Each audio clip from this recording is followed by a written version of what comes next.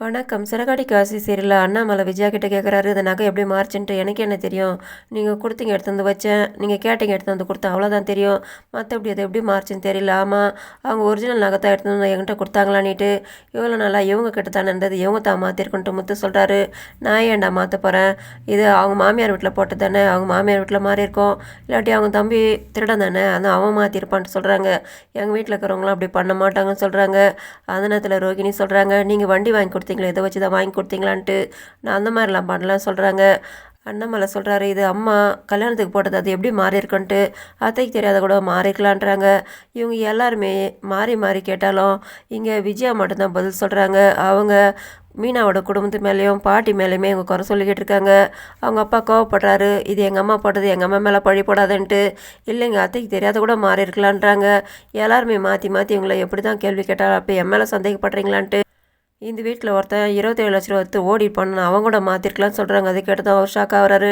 "நான் இதுக்காக மாற்ற போகிறேன்ட்டு." அந்த நேரத்தில் ரோகிணி வந்து சொல்கிறாங்க, "அவர் நல்ல பிஸ்னஸ் பண்ணிக்கிட்டு இருக்காரு, ஒரு லட்சக்கணக்கில் சம்பாதிக்கிறாரு, அவர் எதுக்காக பண்ணிகிட்டு இருக்கோம், நீங்கள் பழசெல்லாம் அதேமாதிரி சொல்லிகிட்டு இருக்காதீங்கன்ட்டு." ரோகிணி ஒரு பக்கம் திட்டுறாங்க. இந்த இடத்துல இன்னொரு பக்கம் விஜயா முழிக்கிறாங்க. அப்போ இது எப்படி தான் மாறி இருக்குன்னு தெரிலன்ட்டு முத்து சொல்கிறாரு, "இது எப்படி மாறி இருக்குன்னு நான் கண்டுபிடிக்கிறப்பான்னிட்டு." அந்த நேரத்தில் சுற்றி சொல்கிறாங்க, "போலீஸில் கம்ப்ளைண்ட் பண்ணிடலாமான்ட்டு." அதெல்லாம் வேணான்ட்டு அவசரப்பட்டு தடுக்கிறாரு மனோஜ். "இது எப்படி கண்டுபிடிக்கிறதுன்னு தெரில, நான் கண்டுபிடிக்கிறப்பான்னிட்டு." மீனா வந்துட்டு உள்ளே நிற்கிறாங்க. எப்போ பாரு இவங்க என்ன எங்கள் அம்மா மேலே பழி போட்டுக்கிட்டு இருக்காங்க, எங்கள் குடும்பம் தான் இழைச்சி குடும்பமான்ட்டு இவங்க கேட்குறாங்க. அதுக்கு முத்து சொல்கிறாரு, "அவங்க 2 பேரும் வேணு தான் பண்ணியிருக்காங்க, நல்லாவே தெரியுது. இதை நாம தான் கண்டுபிடிக்கணுன்ட்டு எப்படி கண்டுபிடிக்கிறதுன்னு மிமிக்ரி பண்ணி அவங்ககிட்ட பேசலாம். இப்போ என்ன பண்ணுறதுன்னு ஒன்று இப்போ மிமிக்ரி ஸ்ருதி பண்ணுறாங்க இல்லையா, அவங்க டப்பிங் கொடுக்குறாங்க. அதனால் அவங்கக்கிட்ட சொல்லி நம்ம இதை அவங்கள வச்சு பேச வைக்கலாம், அவர்கிட்ட பேச வைக்கலான்ட்டு இவங்க முடிவெடுக்கிறாங்க. இதே நேரத்தில் விஜயா மனோஜும் ஷாக் ஆகிட்டு இவர் வந்து உள்ளே வந்துட்டு நல்லாவே சமாளிச்சமான்ட்டு சொல்கிறாரு. இவங்க திட்டுறாங்க, "உன்னால தான் நான் இந்த வீட்டில் நான் ஒவ்வொரு தடவை அவமானப்பட்டுக்கிட்டு இருக்கேன்.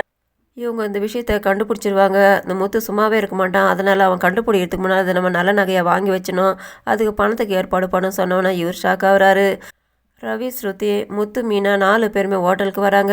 வந்துட்டு இவங்க இந்த விஷயத்தை பற்றி பேசி, "மனோஜ் தான் அதில் திருட்டுத்தனை பண்ணியிருப்பான், அதுக்கு அம்மா உடந்தையாக இருப்பாங்க, அதனால் இதை நம்ம கண்டுபிடிக்கணுனாக்கா அவங்ககிட்ட பேசணுன்ட்டு வேற ஒருத்தர் ஃபோன் எடுத்துகிட்டு வந்துட்டு ஸ்ருதி கிட்ட கொடுத்து மனோஜுக்கு ஃபோன் பண்ண சொல்கிறாங்க. இதே நேரத்தில் ரோகிணி கடைக்கு வராங்க. மனோஜ் தூங்கிட்டு இருக்காரு.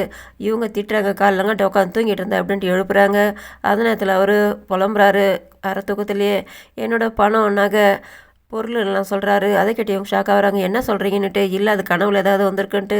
அவர் சமாளிக்கிறாரு. அந்த நேரத்தில் கிருஷ்ண ஃபோன் பண்ணுறான். சொல்கிறா செல்லன்ட்டு இவங்க சொல்கிறாங்க. திரும்ப செல்லம்மாவான்ட்டு இவங்க கேட்கும்போது அந்த நேரத்தில் ஸ்ருதி ஃபோன் பண்ணுறாங்க. இவங்க ஒரு பக்கம் அவங்க கிருஷ்ண கூட பேசிக்கிட்டு இருக்காங்க. "என்னோட கனவுல வந்தமான்ட்டு" அங்கே பேசிக்கிட்டு இருக்காங்க. இன்னொரு பக்கம் மனோஜுக்கு ஃபோன் வருது. அவர் வந்துட்டு பேசுகிறாரு.